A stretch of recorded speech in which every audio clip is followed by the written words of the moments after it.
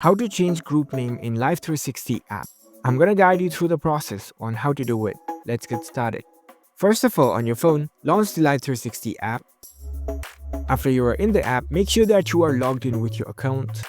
Now, in order to change the group name, you need to make sure that you're a member of some circles or groups. Once you join any circle or group, you can see it at the top. Tap on this drop-down list.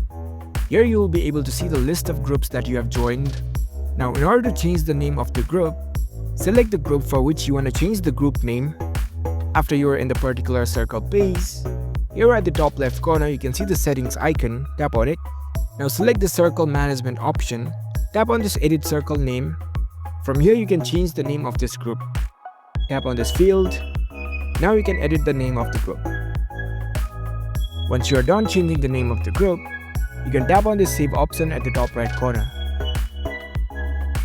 Now the name of the group has been changed successfully. So that's it. That's how you can easily change the group name in Life360 app. If you found this video helpful, don't forget to give this video a thumbs up and subscribe to our channel for more tech tips. Thank you for watching.